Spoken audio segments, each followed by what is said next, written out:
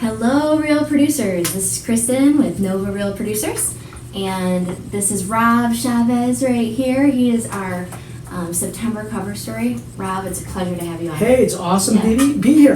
I gotta do my clap, right? So let's get started. Absolutely, I love it. I love your energy and your Monday videos too. Thanks, it's fantastic. Monday morning mojos. Mojos, right. Yeah. So if you haven't checked out his story, definitely do. And he is someone to check out in what he's doing, because Grid, 10. You have 10 across the area and 13,000 members. 13,000 members. 13,000 members. So $118 million in sales last year to 285 families. Okay, and Rob, it's always a pleasure to talk to you about business, life, real estate, and you're a real smart guy. You can do anything. Why real estate? Tell us your story. It was interesting when I went to American University in DC, and by the time I was a senior, I had taken all my core classes. I'd taken all the classes for my minor as well, and I took a personal finance class. And in there, the professor said, "Hey, if you're going to be anywhere for longer than a couple of years, you should consider buying a piece of real estate." And I remember taking that class and being, "Why didn't they teach me this stuff in high school?" To be honest with you, because it was like your checkbook and a credit card and interest rates, and in my family nobody really talked about money like that, right? So mine either. And so that was the first seed that was planted, right? And then later on I had other mentors, and I read the book Rich Dad Poor Dad by Robert Kiyosaki, and that it just started influencing me more and more and more. So beautiful. Yeah. Can you tell us a little bit more, like step by step, because you created this massive expansion team and Mm-hmm. Grid, and how did you get clients to at this point you're mentoring and leading other agents? Like, what does that look like? Well, let me go back, all the way back, right? So when I went back and I started in the real estate world, I was like, okay, well, what do I have to give? How do I come from contribution, right? I sales to me was just helping educate a buyer and seller on how to win, right? I was like, I just want to help people win, because my wife and I had been buying and selling real estate, and we had figured out how to win for us. So I'm like, well, maybe we can help other people win, right? So that's why I started Grid. Actually, I set it up as an investment network so that I can meet other people and add them to my database. And I fundamentally knew that the more people that I met, the more opportunity came my way, and somehow, That's true. And in that exchange, I also realized that the more I gave, the more came back to me, and so I just decided I was just gonna. This is gonna be my primary lead generation tool. That and a cup of coffee. So I'd meet you, and then I'd learn a little bit about you at an event, and I said, why don't we grab a cup of coffee? And then so the business started that way, right?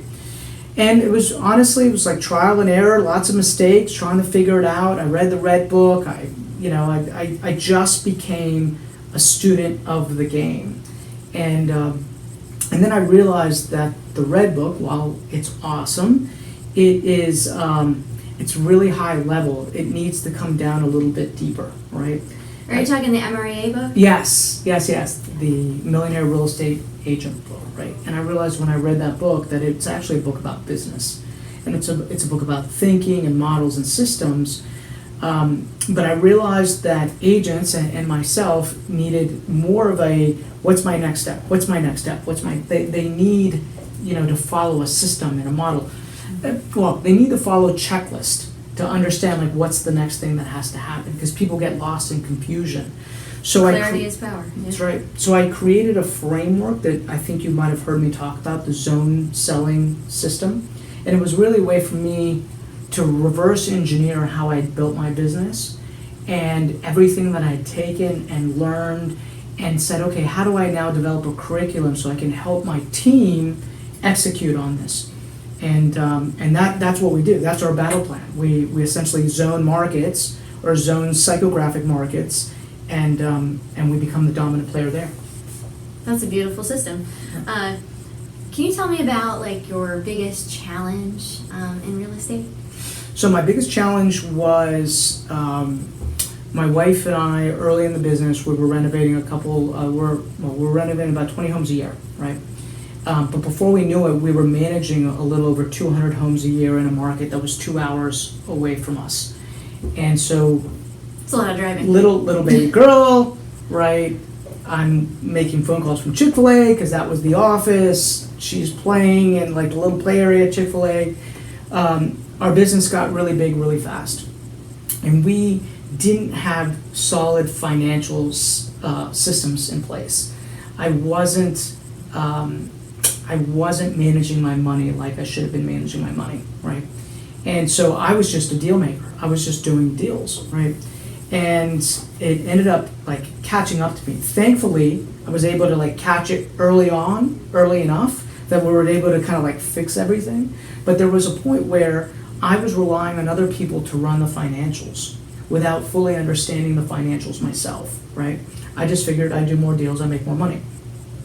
That big mistake, right? And I empowered a bookkeeper to do the books, and I chose the lowest cost bookkeeper because I'm a struggling entrepreneur, right? So I went for the the less expensive, by the way, this is how I always sell commissions to my clients, right? Like, you pay for what you get, right? You pay what you get for.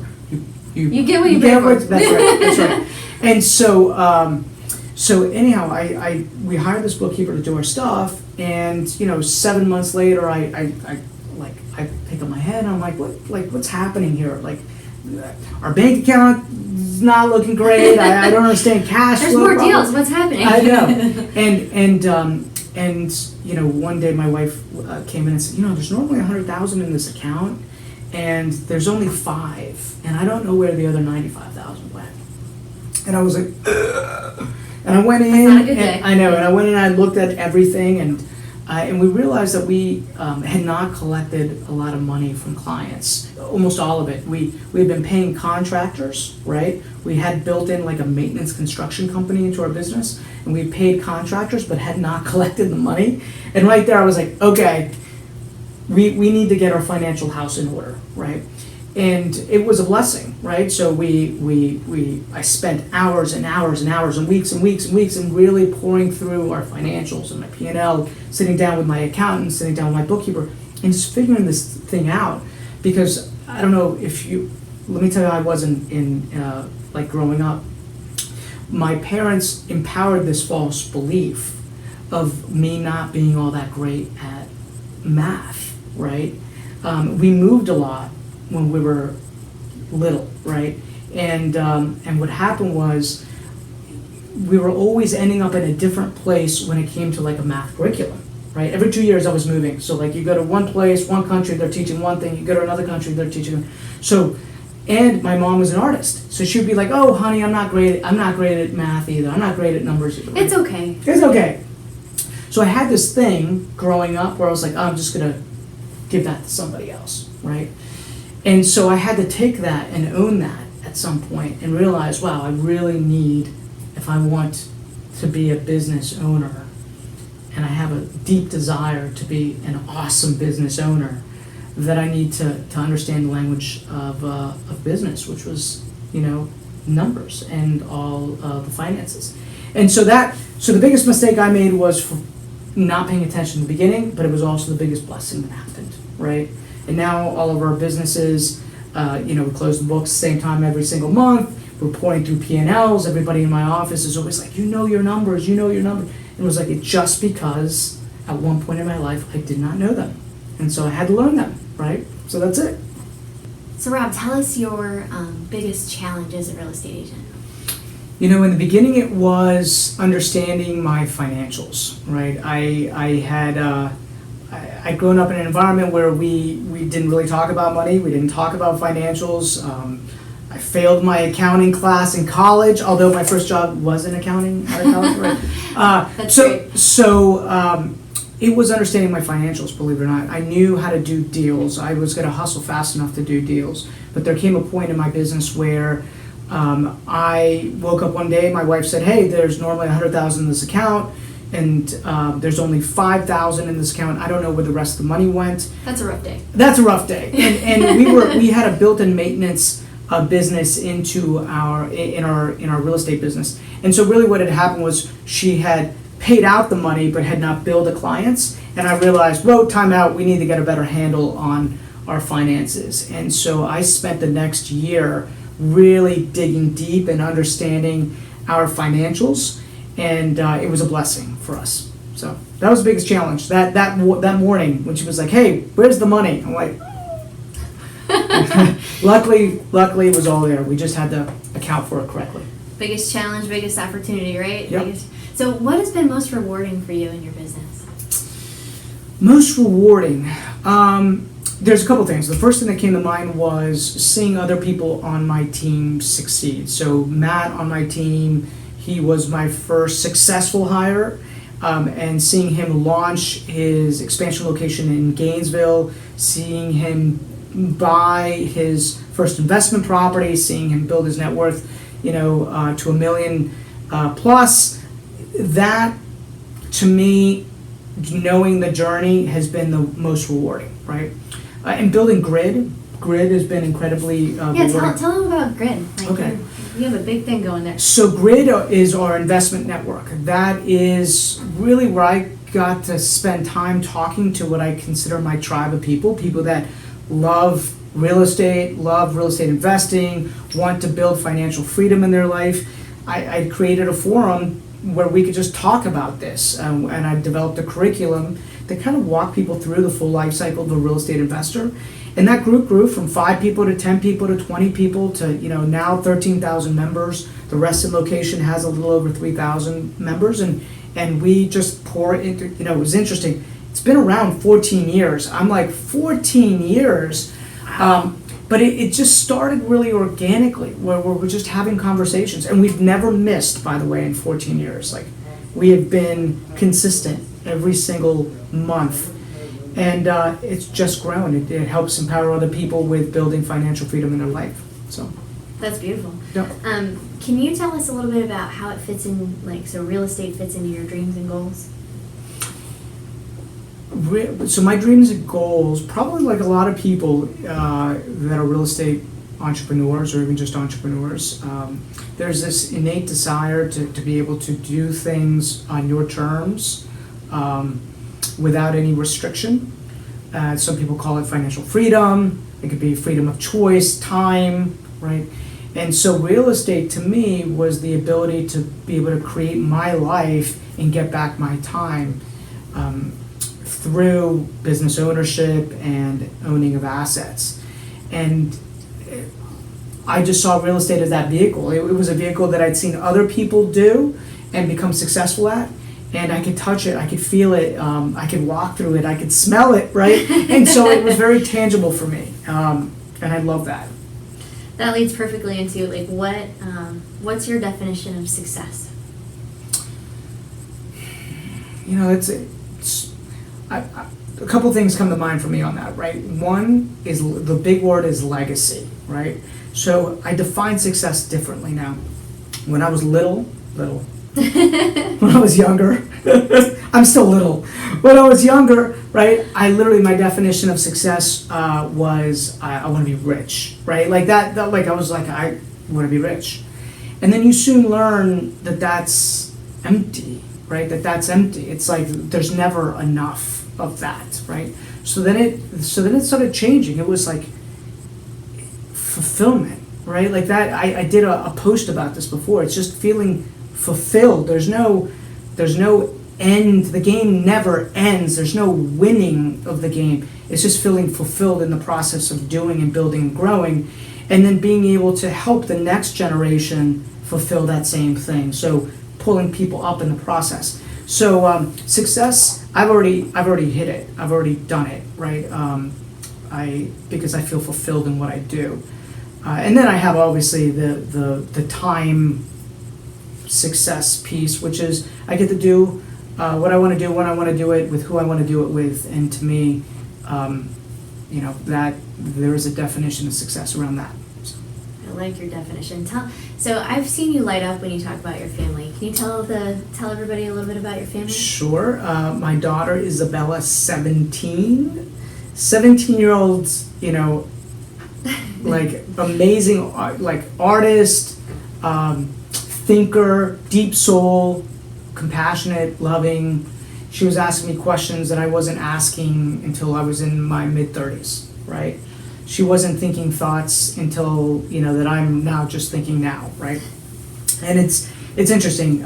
She was born on the spectrum. She wasn't diagnosed until she was 14. So it was a very late diagnosis. You'd never really know, right? But we saw early signs actually, and but she was just so good at being able to disguise it, which they say that women with Asperger's, or they just say it's being on the spectrum, do. They're really good at disguising that. So she's amazing because of everything that she's had to go through, and the pain that she's had to experience and endure with her identity, and not understanding like who she was, like going through that whole process of trying to understand who you are, and you're on the spectrum but you don't know it, right? And that sounds challenging. And that you're somehow, there's something different of how you're thinking compared to, so it isolates you a little bit, and then seeing her be able to like push through that and now blossom and like shine is amazing, right? It's amazing. Been married 18 years to Kim, right? Kim is amazing. My wife Kim, she's from the Midwest. She's from St. Louis, and she is a photographer. And it was funny. This is just like a little side. When we were getting the diagnosis for Isabella and that she was on the spectrum, the doctor started describing, all kind of like what you would see with somebody like this. And literally I turned to my wife and I'm like, hey, like, and my wife was like, that's me, right? And so maybe there's some of that with her, but she over the years has been able to kind of adapt, and it kind of manifested the same way, like in shyness. People might think you're shy, but and then you get very fixated on certain things. So my wife's a photographer. My wife's our CFO, okay, but she's a photographer as well, and I always say she looks at the world differently. So the pictures that she takes, I'm like, how do you see that? And I think artists are like that, right? And so I'm blessed to be surrounded by two amazing, talented artists who look at the world completely differently than I do. And by the way, that was a challenge, right? Because I see things as like, take the hill, and they see things totally different than that, right? I think that's how you describe it is beautiful, and it sounds like you guys have come a long way, like throughout this whole process. Oh yeah, well, I think a family it's a journey, right? And it's been an amazing journey for us. Can you tell us like what you're currently learning? I know you're always learning and reading, and tell us what you're currently learning. I'm learning how to be a better leader, right? I feel like I always need to show up better for my team. There's never good enough. I'm always wanting to understand how people have created an environment that just helps empower and helps other people create what they want in their life, so that there's no like managing involved. It's people are part of it because they want to be part of a bigger vision and bigger life. And so I'm learning how to be a better leader. Right? Do you have any hobbies or fun things you all do as a family that you can tell these guys about? It's funny, for the longest time people would ask me, what's your hobby? And I would say, real estate's my hobby. Right? Like, they're like, well, what do you do on the weekends? I'm like, I look at real estate. I buy real estate. When I'm traveling anywhere, I'm literally like looking at real estate. So I've had to come up with a different answer because that kind of freaks people out a little bit. No, but I love fishing. We love traveling. People are always like, you love fishing and camping? I'm like, I grew up fishing and camping. I love fishing and camping. My wife loves the outdoors. She loves fishing and camping. And she loves taking pictures, right? So that makes a lot of sense. Yeah, so we're able to do that together. Our daughter, on the other hand, doesn't like fishing and camping all that much at this age, but, we're trying. Do you have any like classes or books that you would recommend? Because I know you're You're always Sure. growing. I love, Yeah. earlier this year I read Ray Dalio's book on principles. Really enjoyed that book. I learned a lot from that book. I was just reading Trailblazers, right, by founder of Salesforce. Great book. It's a book on culture and how to build culture. I think it's super important. And just understanding how he saw his role and his company's role in the greater scheme of society and community, right? So it's not business is good for the good that it can do, right? Business isn't good for the profit it makes. Business is good for the good that it can do, and so understanding that and then being able to, permeate that throughout the organization is important to me. So, both those books right now. That's what I'm reading. What sets you apart or makes you different, do you think? I don't think there's anything that really makes me different. I think I work hard. I obsess about little things that I know matter when it comes to client satisfaction and agent satisfaction, and I don't think there's anything in particular that I'm great at. I just work at it, right? You just show up every day and get it done. I just do it, right? I do it, and if I fail at it, I just get back up and say, okay, well that sucked. Let's just keep going forward. So, a long time ago, I connected hard work and focus to ultimately getting to my goal, and sports did that for me, right? I wrestled Division I in college, and that is a grueling, thankless sport that requires incredible self-discipline. So that's why whenever I meet a wrestler, I feel like we're kindred spirits, because I know exactly the hell they've been through, because I've been through that hell. But I know what's required, and I believe that as entrepreneurs, as business owners, there's a lot of sacrifice. There's a lot of those same things spill over to what we do in this business, and so it's just very natural for me to do it, right? Do you think that's been your greatest reason for success, or do you think there's another?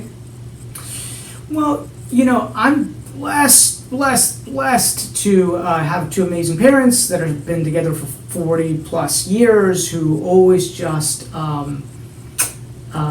made me believe in myself, right? My mom made me feel like a superhero when I was little. She was like, "You're amazing, you're awesome, you could do anything," and like I believed it, right? And and so I think that having those role models really helped, right, tremendously, because they built my self-esteem. Your mom sounds amazing. My mom's amazing. My dad is amazing as a, he's the general. He's the one that just kind of showed me, this is like how you become a rock. You're a rock for your family. You're a rock for your community. You're a rock. He's a rock, right? My mom she's an artist, and we always call her the absent-minded professor, right? She's like Magoo. Kids out there don't know who Magoo is. But she just let me think the biggest thoughts about myself, which was amazing. So, yeah. What do you feel has been your maybe greatest failure, and what did you learn from that? My greatest failure was early on in my career, where I was working 24/7 because I figured that was the only way to become successful. And so what that did was I got so hyper-focused in doing and performing, and that I found that I broke people around me, right? So people would break, my wife would break, my child would break, my friends would break, meaning, I'm so focused on what I do that I'm not mentally present. And so there was a point in time, maybe 2 or 3 years, where when the market shifted in 2008, 2009, it was a new business for us, that my excuse for working 24/7 was I've got to go grind because of like the environment that we're in. But what I didn't realize was I was bringing all of that focus and intensity and kind of putting a block in my household, and I look back with deep regret. I also see that every day around the entrepreneurs around me, so I'm always giving them a cautionary tale around that. but I also learned from it, right? So it was, Yeah. so, it was a lesson, but you learn, and then now I know better, right? What for you? So, greatest lesson you have ever learned. What do you think that would be? So, the biggest or greatest one you've ever learned.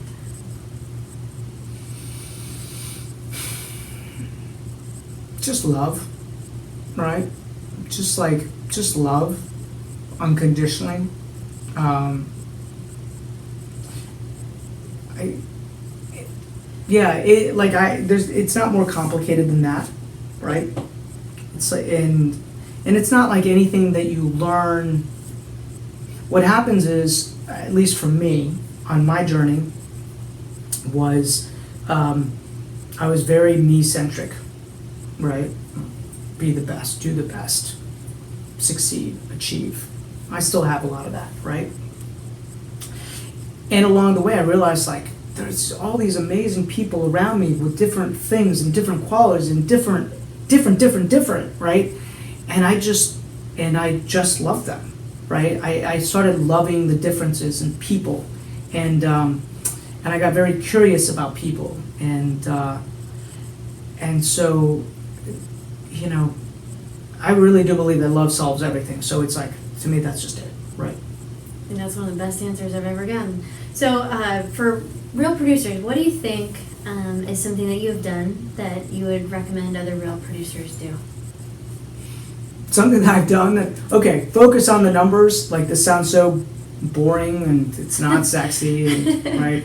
But it really is a math problem, and you just kind of reverse engineer what it is that you want, and you figure out what your conversion ratios are for that, and then you just go do it. It's not more complicated than that. I will say that I believe that with technology, with the power of this today, if you are not telling your story, somebody else is stealing the narrative, and so you need to make sure that you are telling the narrative that you want to tell, right? And getting it out there. You have a voice. All of us are different and unique, which is what makes real estate amazing, because people will latch onto your story because you're authentic, right? And they will relate to you, and you'll have a tribe of people that relate to you, and I'll have a tribe of people that relate to me. And but you have to go out there and share your story, because if you don't, I'm sorry, nobody's going to know, right? So you have to share it. So, what would you like to be remembered for, Rob? I want people. Upon my funeral, I want people to just come out of the word work and say, he did this for me, and he did this, and Rob did this, and Rob taught me this, and Rob, and I want to have mattered, right? That's the biggest thing for me. So tell us either a fun and hilarious story, or you can tell us one of your favorite memories. I have this memory. People always talk about their origin story when it comes to being like an entrepreneur. I've got this connection with Costa Rica. Somebody asked me earlier today, what is it about Costa Rica that you love so much? Well, I lived there when I was younger. It was one of the places that we've been. My sister was born there. There's little things like, I love the blade of grass there. Like, it's thicker than the blade of grass here in the States. It's just, I have all these like really cool memories. But I've got this one where I used to climb on these mango trees, and I would pick mangoes, and then I would sell the mangoes to the older kids. and then one day I see this like huge mango like at the top of this tree, and it's like a huge tree, right? And I'm in first grade, right? So I'm climbing this tree, and I just remember being like at the very top and I'm looking out, and it's the third floor of like our school, right? And the teacher's going, "Get down!" And I'm literally on this little twig trying to get this huge mango, right? And I finally knock it down, and I look down, and it took like 20 minutes to get this friggin' mango, right? And it hits the ground, and there's this like a line of upperclassmen walking past the tree as I knocked the mango down. and one of them just picked up the mango, looked at me, and was like, "Thanks," right? And I just took my mango, right? That's funny. Yeah. So anyhow, that was one of my, I lost on that exchange. I lost on that exchange, but climbing that tree was a lot of fun for sure. You learned on the journey. Yeah. Yeah. Well, it's a true pleasure to have you on, Rob. Thank you so much for sharing with us. Sure. Thank you. I appreciate it. Yeah. Have a good one, everybody.